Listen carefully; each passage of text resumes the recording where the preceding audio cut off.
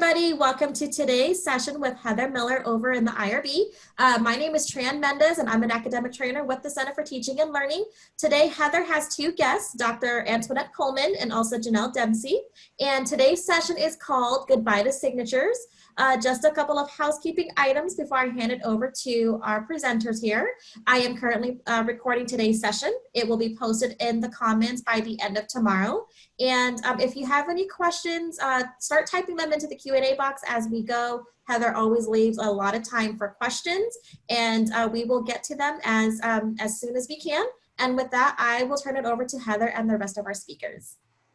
Hi, everybody. Thank you so much for taking your time to come to another IRB webinar. Today, our IRB webinar is really exciting because it's going to make your life easier and it's going to make our life easier. So we could have also named this Making Our Lives Easier, and that's a good thing to do at this time right now. So this is all about revising consent letters and dropping signatures. What that means is no more signatures for your participants for exempt and expedited studies. Just a quick note about what that means. That is how your study is determined by an IRB reviewer. We have one with us today. Our guest, Antoinette Coleman, is one of our IRB reviewers. There's about 10 of them. You can go ahead and check them out on our website. But the bottom line is when your study comes in, a reviewer looks at it, decides what category it fits into, and most of our research falls into categories that will no longer require you to have signatures from your participants. So we are going to get started, and then I will introduce the guest speakers will be talking. Alrighty, so let's first check this out. I have to make another plug for our website, and special thanks to Janelle Dempsey, who has worked tirelessly on putting information on the website in a way that's meaningful.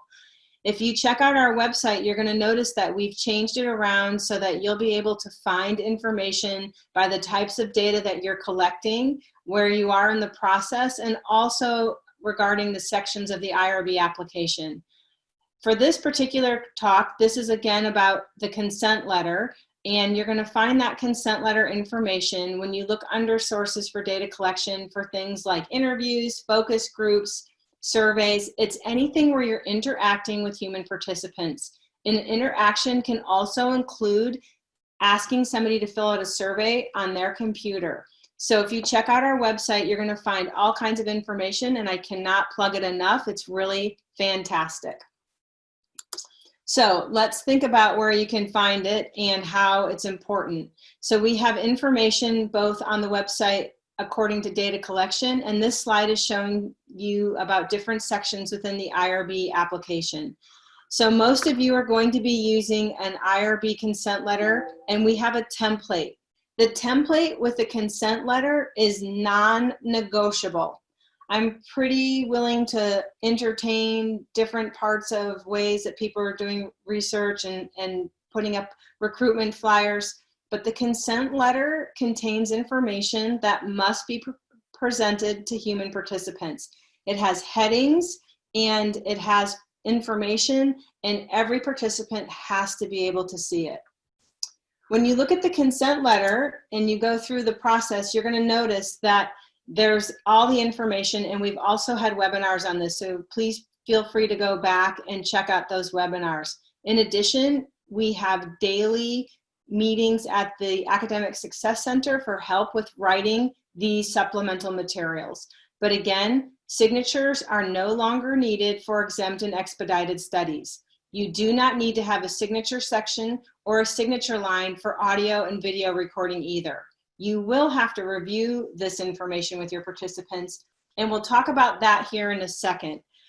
Just so you know that this isn't willy-nilly, I just thought I would throw in here the federal regulations. So one of the federal regulations for exempt research says that research that involves interactions involving educational tests, survey procedures, interview procedures, or observations of public behavior, and we can exempt a study, which means we can drop the level of risk of the study.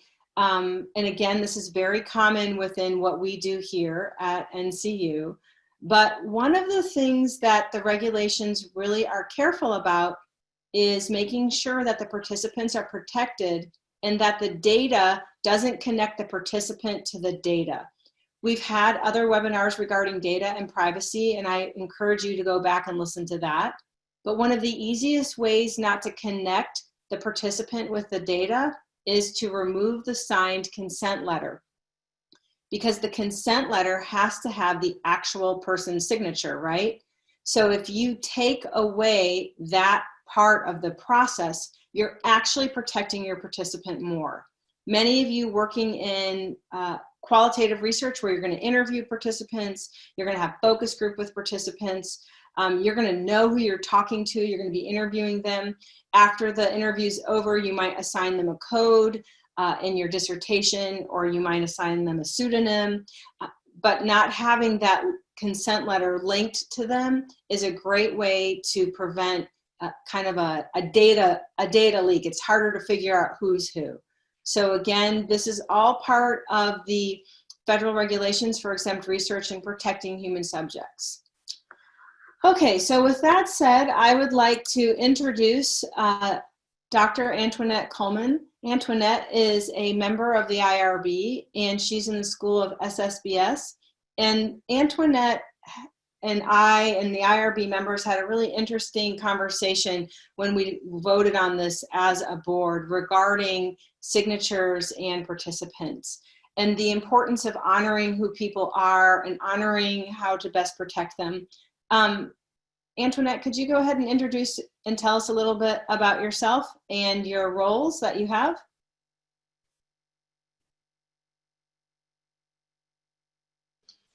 It would be helpful if I unmuted myself. That's always a challenge for all I know. of us. I've been teaching with North Central University for 6 years, and I actually started in the School of Business and then flipped over to the School of Behavioral and Social Sciences. In terms of my professional background, I spent over 30 years in the corporate environment, largely as an internal performance consultant.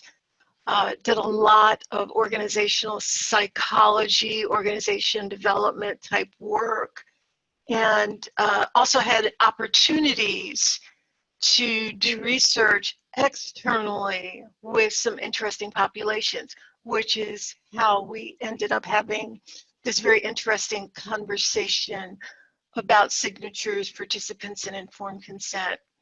I shared with the members of the IRB team my concerns about being culturally sensitive and some of the challenges that could arise as a result of basically forcing people to sign informed consent documents. I'm going to give you an example from my own experience as a researcher. I had an opportunity to interview a woman who was from Nicaragua, and she agreed to allow me to take her recorded statement. However, when we brought her into the interview room, she basically just went to pieces. She was crying, she was shaking, and we needed to have a conversation with her to understand what was triggering this reaction. So she was very forthright. Through an interpreter, she stated that she had been a political prisoner in Nicaragua. And when she walked into my office, into the interview room, it triggered memories of that experience. So I ended up taking this woman's recorded statement through an interpreter in our parking lot.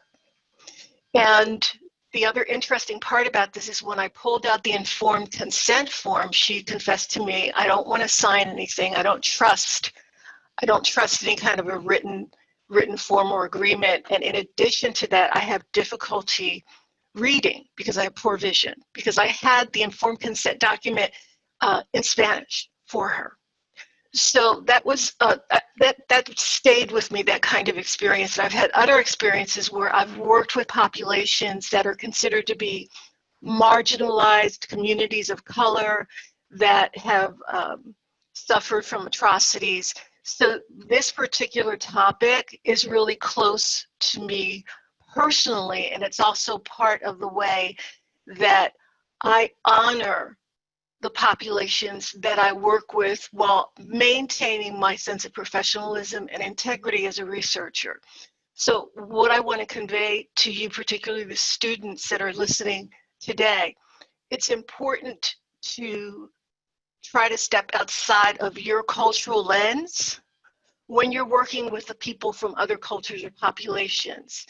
And as far as informed consent is concerned, just making sure that there's an understanding that actually helps you to build a better rapport often with your study participant.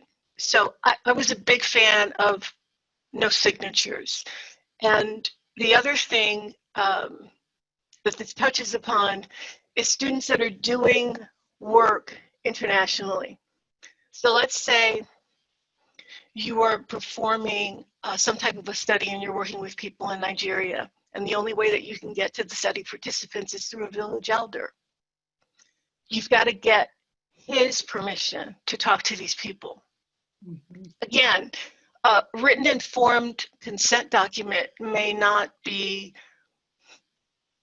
palatable, if you will, with that type of a population. Again, for them, if you can explain what you want to do and assure them of protecting their identity and all of the other things that are wrapped into this process, you tend to gain more cachet with your population.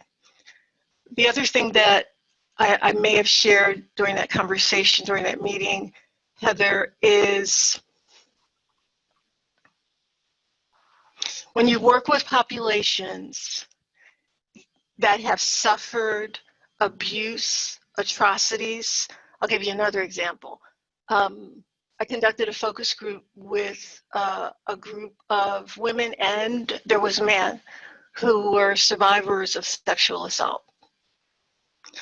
Informed consent with that group was fun.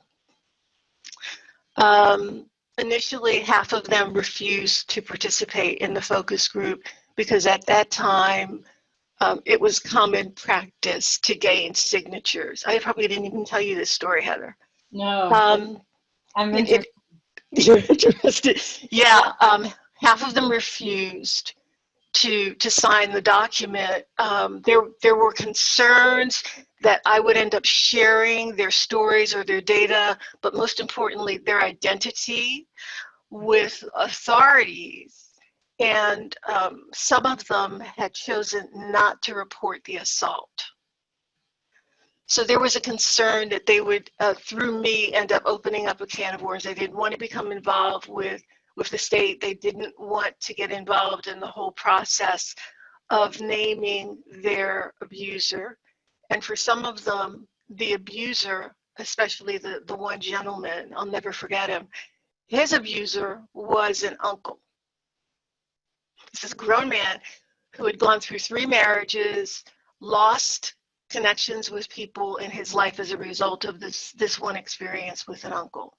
So how do you get informed consent under those conditions? How do you do that? I had to establish rapport with them. Go ahead, Heather. What were you I think it's really interesting because, from an IRB perspective, when you attend, IRB conferences and you talk about, consent, informing participants, it's a huge deal, right? Just right. Like everything to do with cultural, and then of course the researcher's positionality within that environment. So marching in there, like, I'm the researcher, I'm going to find out the information, I'm here to save the day, let me get my cape on. Oh, and by the way, you have to follow all of my processes. So I think what's really important that you're saying is that establishing that rapport, and you wrote that, the cachet with your population in order to get the best data, right, for your research, is to honor who they are, mm-hmm. and your position in their community, regardless of what it is, so that you can get the best data and make the best decisions, and be sensitive. And I've talked about that in other talks, deductive disclosure, about what you're sharing about a community and how you're portraying a community. And I think that everything that you're saying about gaining signatures or not, and in just assuming like, oh, well, this is part of the process, everybody needs to do it, how you're truly alienating and not honoring who people are, nor what they bring to the table. And I just want to put it out there, if there are faculty on here or students who have heard about, you know, their peers having to go through this process with, you know, the IRB process, and you have to have all these, you know, I's dotted and T's crossed, and then now this is changing. It seems like an abrupt change. This is something that's been going on within the community for several years, and talking about honoring communities. And in fact, years ago, so the regulations changed in 2018, and they were fully adopted in 2019 by the federal regulations went through a changing process. But even prior to that, there was talk within the community, like if you were to work with women who have been abused and who are at a shelter, you wouldn't want them to have to write their signature down on anything or say who they were on anything because of they were so scared. So I think what's important to understand is that this is this change in our process will be a big change for some people, especially for folks who've been around a long time, and students who've heard from their peers about, you know, the steps. So this is a departure from the IRB of past, and as we move to best support both you, our faculty and students, and of course, the IRB's full job is to make sure that participants are okay. You know, this supports that. And I think Antoinette, what you're saying is really valuable for novice researchers to think about, in both the whole idea of establishing cachet and rapport with your participants in order to gain the information that you need, but really honoring who they are and not imposing our societal ways or pressures or policies on people that we shouldn't be doing, the people who we're trying to actually protect, right? So I really appreciate the examples. Yeah. Would you like to address the questions that are in the chat? I see Tracy's. Are they, let me see here, are they related? Whoops, related here. Oh, okay. So some of these I can wait till I'll wait to the end regarding the consent process, and you guys can, you know, we have some more things to add here. So I'm going to go ahead and show the next slide here. Just so you guys can see, this is a part of our consent template, and at the very bottom, it'll end with voluntary participation. So this would be the end of the consent letter. And again, the template is on the website. We have some specific information regarding surveys. And so a lot of folks are, especially now in the time of COVID, are collecting data using surveys, like sending out a survey, sending out a questionnaire. So I'm going to just turn it over to Janelle for a second. And she's going to go through some information with consent letters and online surveys. Sure. Hi, everyone. So when you're doing an online survey, your consent letter is actually going to be the very first page of your survey. So that should be the first thing that your participants see, or potential participants see, when they open up your survey. And you'll want your consent letter to be appropriately formatted and spaced within your online survey. So sometimes when you paste text in, it'll kind of get all bunched up and really hard to read. And so we'll show you an example of one that's spaced appropriately, just so it's still easy for people to read, just as if they were reading it in a Word document. And at the very end of that page, you'll ask participants to either agree or disagree to participate in your study. So we can give some examples. So here's like an example consent letter put within Qualtrics with the North Central University template. So again, beginning with the introduction, keeping the headings, keeping space between the headings and the paragraph. We'll go to the next. Do you want me to break down what's in each of these sections, Heather, or just the format? Okay. And so as we keep going down with the eligibility, the activity, the risks, So see, there's still, you know, spacing between each of the headings. The headings stand out. Just like in the original template, we still have the numbered lists that make the eligibility criteria really stand out and the activities stand out. So just very easy and clear to read and not all bunched up. So you'll just want to, when you put this text into your survey, you want to make sure that you take the time to go through and do the formatting and make sure that it's easy to read, which it probably won't be just by pasting it. You'll need to do some editing. Yeah, so Janelle, could you just talk for a second, because everybody can see here how this consent information that would come across on a survey is easy to read, but it isn't a simple cut and paste activity, is it? No, it's not, especially in Qualtrics, because Qualtrics tends to remove a lot of formatting. So you really have to go in and you have to actually put in the spaces in between these sentences and make sure that you're bolding these headings and making them a larger font than the rest of the paragraphs, and doing some testing. You know, I had to actually go through this a few times of making these changes and publishing them, seeing how they actually looked within the survey, going back, doing it again. So it takes some playing around with, unfortunately, in Qualtrics, but you want to make sure that you spend the time to do that and that it's still easy to read. I want to also echo that Qualtrics is the free app that we have for all students if you're going to be using a survey, and we have information under, it's under surveys on our website, and we also have a user manual to help you set this up. It's very in-depth, but you can get your Qualtrics account anytime and start practicing just setting up things like this. Even if you're not done with your DP, this is something that you can learn to use.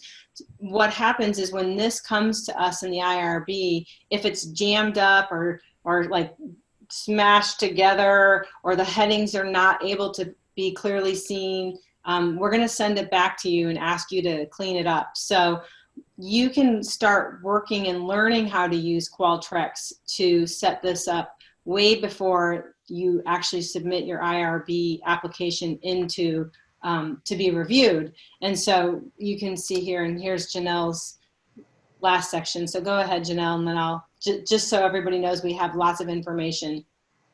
Yes. Yep. So these are just the last three sections, the voluntary participation section being the last, and then below that is the question of, do you agree to participate in this study? And so you'll set up some logic on this question, which again, the Qualtrics guide will show you how to do that. But if they select no, I disagree, and they click next, it should exit them completely out of the survey. They should not be able to see or answer your survey questions if they don't agree to participate. And so if they select yes, I agree, and then click next, then they will be able to move forward to see and answer your survey questions. And I think also what's important, again, is that all folks know that we check this in the IRB. So we open up your link, we look at your survey. I take them all the time. I click through just to make sure that it's working. And so the review team is going to be checking this out. So again, it's important that you understand how to best use the apps that you're going to use. Now, there are some other questions in the chat, and I think now's a good time to talk about them. You know, we don't make you use Qualtrics. We highly recommend that you do. But if you use other things like SurveyMonkey, Google Forms, there's so many, Microsoft Forms, you have to do the same thing. So it's non-negotiable, meaning you have to set the consent letter up to be the first thing that the participant sees. And like the slides that Janelle showed you, it has to be easy to read. So we don't provide tech support for all of these other apps. We only provide information to help you with Qualtrics because that's what we provide as the institution. If you are going to be using another app, you're going to need to get the support to figure it out to make sure it looks good. I can tell you that if you use SurveyMonkey, and again, I don't promote it because it costs a lot of money, and we offer something that's better and free. But if you do, they have lots of support on their website, just like Qualtrics. So setting up the information to look like this is possible. It's required, but it's not a quick, like, wholesale cut and paste and put it into the Qualtrics. You're going to need to play around with it. And again, the logic at the end, as Janelle said, you know, you have to learn to play. If it says, no, I don't want to be in this study, it's got to kick you out. The participant shouldn't continue forward. And something related to this that I want to just bring up is that there are different ways, and if you've attended webinars, you might have heard me talk about this, but you can use these apps, Qualtrics and SurveyMonkey, Google Forms, Microsoft Forms. You can use these apps to collect data, right? So if you send out your own survey, you can use these apps and you send it out to a list of people. You can also pay some of these companies to collect data for you based on their panelists. So for example, you can pay Qualtrics money and they will not only function as an app that you collect information in, but they'll actually send your information out to get answers from other participants who meet your criteria. SurveyMonkey does the same thing. There's a company called Prolific. There's companies called Pure Spectrum. There's MTurk. There's a ton of companies now who are sending out requests to panelists, and those people go ahead and fill out your survey, and you get your data back quickly. When you think about using one of these companies, you need to be 100% knowledgeable about their policies and procedures regarding consent, because it's non-negotiable. If you're doing research, you need to have consent. And so every person, like if you're paying Qualtrics to get people for you, they have, of course, fee structures on what they'll provide you versus what they won't provide you. And every researcher could have a different fee structure because of their comfortableness using the app, the people they want to use. I think these companies charge more for people who are like a smaller group. Like if you only wanted CEOs, it's going to cost you more than if you want something that there's a lot of, like, you know, teachers would cost less because there's more people to pull from. So all of these different companies have their own policies depending upon who you want data from, but regardless of the policy, you need to understand them, and you need to understand how consent is going to be given to the participants, and you'll be able to articulate all of that in your IRB application. Okay, the other thing that I would like to quickly discuss regarding the informed consent process is that we are no longer going to need signatures. So if you are currently, if you've been approved and you are right now at this exact second, you have an IRB application that has been approved, you can remove the signatures out of your consent letter. So that's okay to do that. What you need to understand, though, is that we're not getting rid of the process. And I cannot stress enough the importance of the process. So if I had to like hold up a sign and say, moving forward, like what is the big thing that I'm going to be really driving home over the next, you know, several months so that we can start seeing it, is making sure that students and novice researchers and seasoned researchers alike allow time for the informed consent process. You notice that when Antoinette was talking about her research and she was reviewing what was going on, you know, about the consent letter. So when you're thinking about setting up your study and you have your interview protocol or your focus group protocol, or, you know, whatever, a lot of you put your interview questions together and you outline what you're going to do for your proposal, make sure that you think about the consent process. So it's not a quick, you know, here you go, Heather. Okay, let me get down to my interview questions. That you have a moment of pause, that you have a moment to help build that rapport and that cachet that Antoinette talked about, that you go through the letter with them, that they understand they don't have to answer questions they don't want to, and that they understand who to contact in case they have an issue later on. And what I recommend is that you practice going through the consent letter, just like you practice all parts of your dissertation, you know, process, like you're going to practice how you interview, or you're going to practice, you know, you're going to share your interview questions to make sure, you might do a field test to make sure that they say what you want them to say. All the things that you do when you're setting up a research process, this should be part of it. This is very important. So when you sit down and you're building that rapport, and any qualitative research text that you review, regardless if it's a research text that's just like a, an intro guide to something that's, depending upon a specific type of research method, they all talk about building rapport and going through and making sure that your participants understand what they're consenting to, what's going to be expected of them, and to know that they do not have to answer questions if they don't want to. Please take the time. I'm saying 10 minutes. That might be a little long, but I'm guessing it's probably more like 7 minutes. But you're going to want to make sure that you go through and you build that rapport with your participant, and you ask them, hey, do you have any questions? I just reviewed the activities. At any time you can stop, because you want them to know exactly what they're getting into, and you want them to understand, that they're being consented for research. So please take the time and consider including that in your protocols. And that's of course up to your committee chair, but I would really like to see it. And we might ask you guys like, hey, when are you going to do this consent process? Now, of course, this is different if you're sending out the survey. If you're sending out the survey, the person would read it on the screen. What I'm talking about specifically is before an interview or a focus group.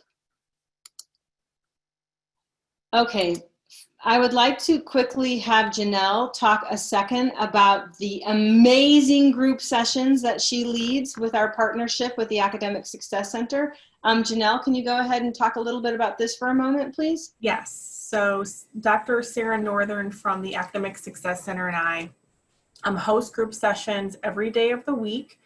So the one that would be specific to what we're talking about today, we host one on consent letters, which is every Thursday at noon Pacific time. And so we actually walk through every section of the consent template and show you how you fill it in and how you'll clean it up and make it presentable in order to give to the IRB. If you already have your consent letter written, you can bring it to this session and we can look over it and go through it and revise it together. Other sessions that we offer is eligibility criteria, writing very clear eligibility criteria, which would also appear in your consent letter. We have a session just for that every Tuesday at noon Pacific. And then one on recruitment materials. And again, if you already have your recruitment materials written, you can bring it to that session and we'll look over it and give feedback to each other as part of peer review. And that's every Wednesday at noon Pacific. And I cannot stress this enough. So anybody who is writing chapter 3, who is starting to think about their research, as you get your chapter 3 formulated, please take advantage. Ideally, everybody who submits to the IRB would attend all of these sessions so that you're ready to rock and roll. You have your eligibility criteria, you know how to put your recruitment materials together. If you're writing a consent letter, if you're dealing with human participants, in all cases, you would need to have all of these sessions. You can attend these sessions more than one time. We have webinars to support you, so I would recommend listening to the webinars that we have on these topics so that when you're prepared and you're sitting down there with Sarah and Janelle, that you can go through and put everything together. So when the review lands on our desk, so when Antoinette and I open up your IRB application, we just sit here and smile because everything's aligned and it's nice and neat and we know exactly what you're doing. So we can press the approve button. That's what, so we've offered all of these supports to put them in place. We also have daily office hours that you can come into. You can drop in, no appointment needed, every single day of the week. And that's all posted on our website. So finally, I just want to give everybody a quick overview of our email address is irb@ncu.edu. These are all of the IRB members. They represent the schools. We're going to be adding additional members from the School of Technology and the School of Health Sciences by January, but we have a really great group of people who are committed to keeping you guys moving and on track. And then finally, we are here to answer your questions. So I am going to look here. We have a few questions in the Q&A regarding what if the participants contacted about the survey and Qualtrics are under 18? Would the consent letter be targeted to a parent or guardian? So if you are going to be using students who are under the age of 18 for a survey, it can be a little bit more challenging. It will depend upon a lot of things. If they are students that you normally interact with, like at your own school, if you're a teacher, there are different categories that we can classify the study in, and it will also depend upon the types of questions that you're asking. So if a survey was benign, like, hey, did you like the curriculum that we use, and it was part of normal everyday educational information that would normally happen within a school between students and teachers, we can look at that in a different way, and it can be modified so it goes to students with the permission of the school. So if you're targeting students within the school, you would have to have permission from that school district. That's a very different idea if you are going to target like children who've been abused and you want to ask them questions on a survey. That can be much more challenging and in some cases not possible because we need to make sure that the parents are informed first. So Melody, in order to answer your question, we would need to see all of your materials to determine the level of risk and then the most appropriate way to gather that data. So it can just depend, depending upon what you're asking and who you're asking it to and your role in that community. Okay, so Tracy's asking, I will be doing interviews and if, will I read the consent before the interview, providing time for a verbal response? Yes, and then I will provide them with a copy of the consent. Yes. So Tracy, thank you for asking that question. It seems like I planted you there. Yes, you will want to budget time for them to go ahead and to answer, go through the consent and ask you questions. Everybody should do that who's interacting with human participants in an interview or a focus group. That's always been the case from the beginning of time. So you're going to sit down, go through everything, and yes, they should have a copy. So ideally, they have the copy. You can present it to them at that time. You can email it to them because a lot of times now we're interacting on Zoom. If you're face-to-face, you can slide it over and say, this is your copy, you'll keep it. If you're going to interview them later on Zoom, you can email it in an email, but don't just say, oh, did you read my email? Because we all have 1,000 emails. So you would say, hey, Heather, I emailed it to you earlier. I'm going to review it with you now. And you might even say, I'll email it again, later. And if you have any questions, let me know. So that the participants, they're not responsible for doing the job of the researcher. So as the researcher, you're responsible for having best practices. So absolutely, they absolutely must have a copy of it. You don't need to mail a hard copy to them in the mail, but you need to make sure that they have a copy of it and that you spend the time reviewing it. Okay, so it says here, do I need to submit a modification request to the IRB for removal of the signature, or do I just make the change in the document and move forward? You just remove the signature section out of your existing document. So you don't need to submit a modification. You've already been approved. You'll just go ahead and take that piece out. Okay, I will be interviewing my colleagues using Zoom, yep, because of COVID, and interacting with EBD students. I'm not sure what I'm not sure what EBD means, but let me just say that again, depending if you're working with minors, if it's part of your everyday role in an education system, and we can exempt you, then we will. If it's something that we determine has a higher level of risk, it might be looked at differently. So we understand that everything has been moved to Zoom and all the other platforms that we're using now, Google Meets, whatever, Teams, but that doesn't negate the level of risk, and that's determined by the IRB member.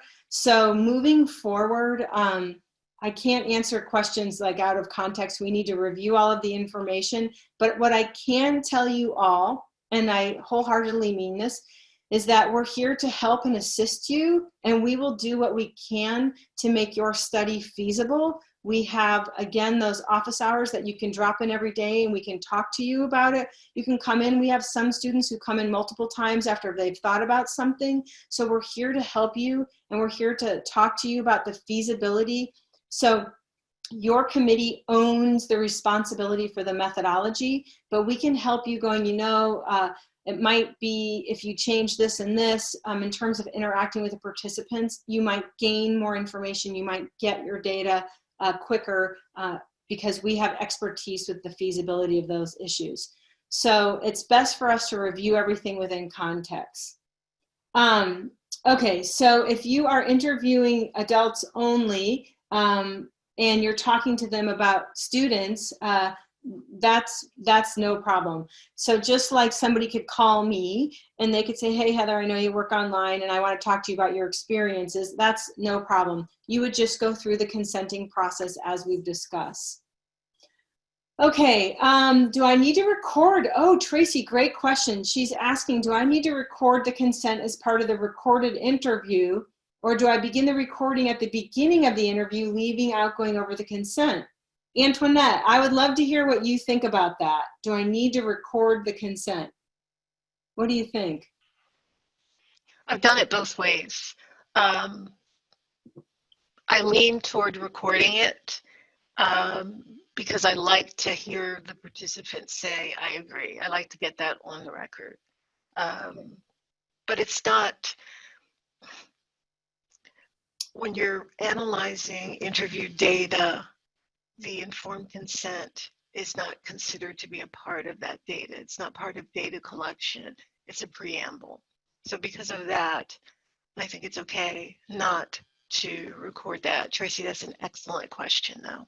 Yeah, it is a really excellent question, Tracy. And I would say that, remember that the whole purpose of this is to do our best to protect the participants. That's our sole, focus. So your consent letter is going to be clear and you're going to go over it with them. And then you're going to start and you're going to, honor the participant and go through your interview.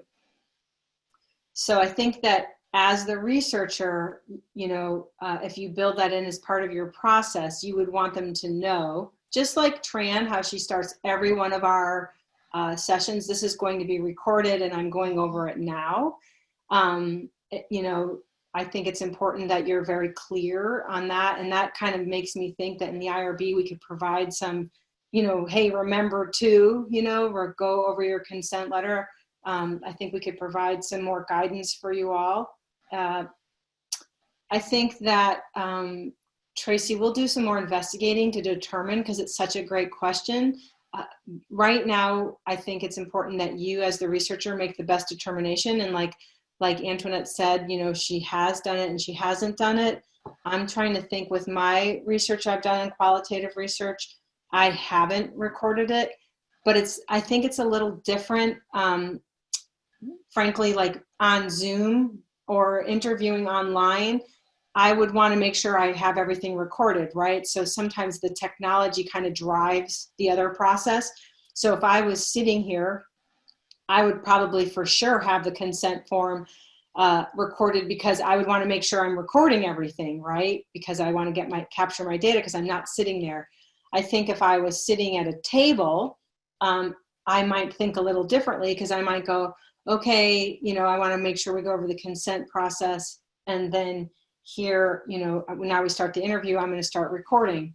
So I think that I think it's a really great question, and we'll look into providing more guidance. And I think it's a great conversation to have with your chair and your committee members to also see, because they might have experiences, and they'll also have experiences working with the population that you're going to work with. Okay, I've completed my interviews. I've collected all the data. I already collected signed consent forms. Must I analyze the data before study closure, or is it appropriate to close it now that the data are collected? So the rule of thumb for closing studies are when the data are collected and de-identified, you can close your study out. I want to caution you though, only because in the last few weeks, sometimes students get excited and they close their study out, and then the chair will contact us and say, hey, Heather, they're not done. The committee wanted them to do more.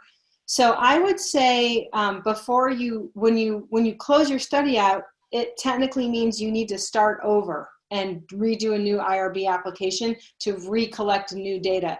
And so I would caution you before you close your study out to make sure that you've gone through and you've given, you've collected the data, you've de-identified it, and that your chair, when you're working with your chair, that you both have determined, yep, I've got plenty of data. I don't need to go out and do anything more. Because if you do, then it's kind of a hassle. So, and most of the time we're talking, depending upon how quickly you're working it, it wouldn't hold you up in the process to wait a little bit longer. So I hope that helps. I would add one more thing to that as well. Make sure if you are using member checking that that process is also complete before you close out your application, your study with the IRB. Absolutely.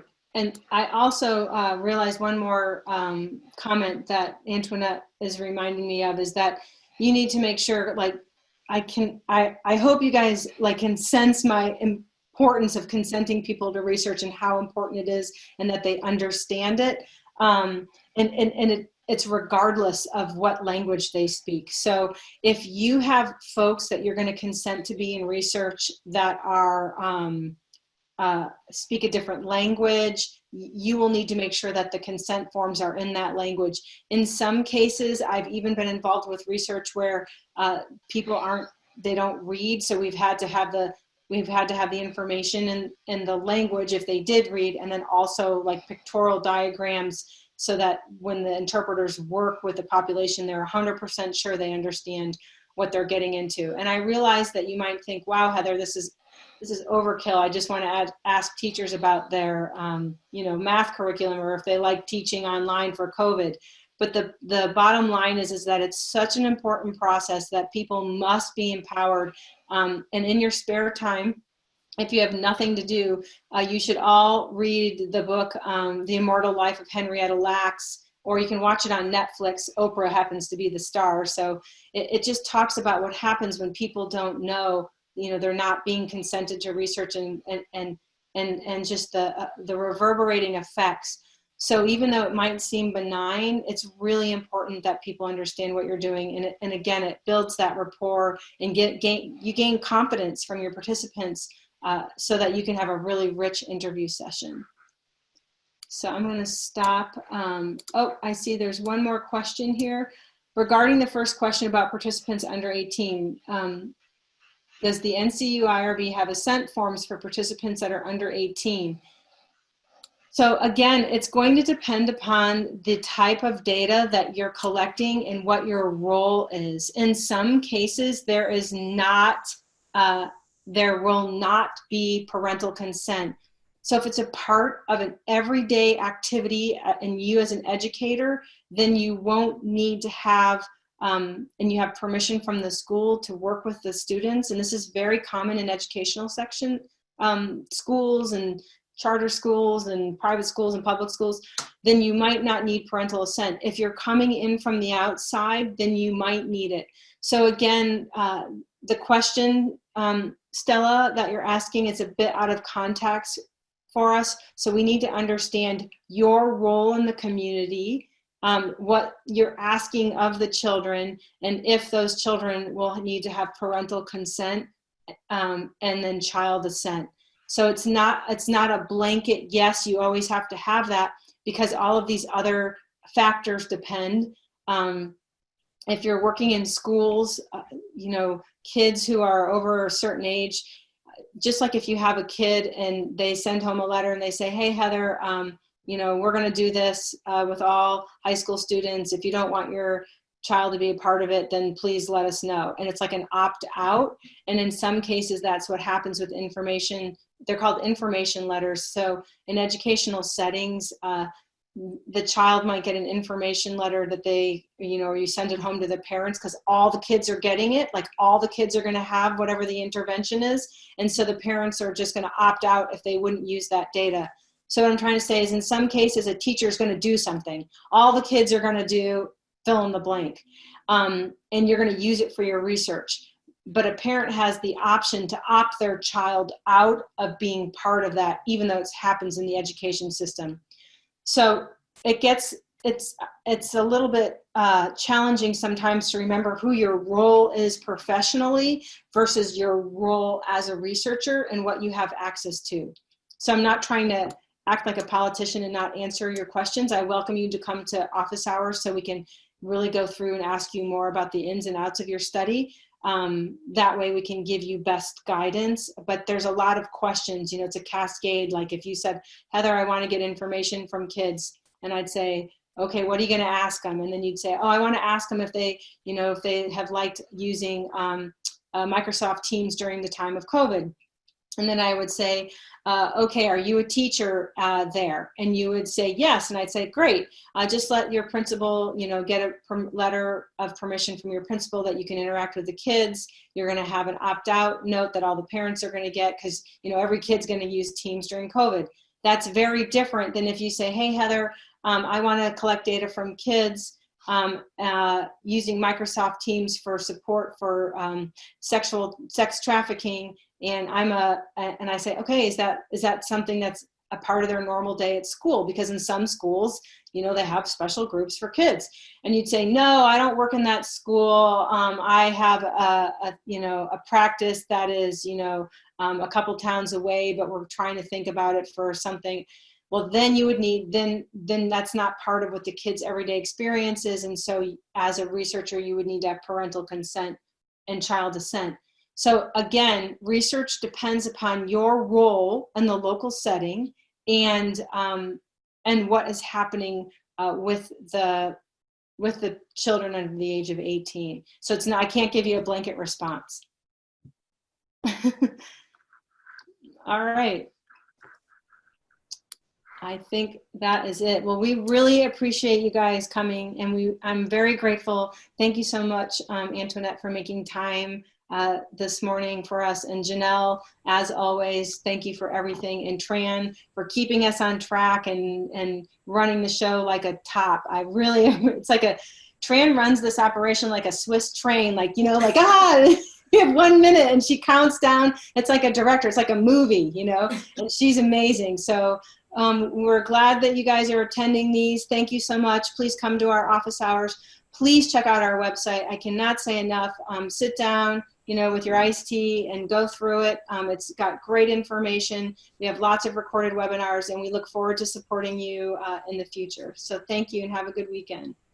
Thank you, everybody. Don't forget, next week's session is called Being Prepared, How to Help Your Faculty Chair Press the Submit button in 2 seconds. So see you next week, same time, Friday, 11 o'clock Pacific. Have a great weekend, everybody. Bye.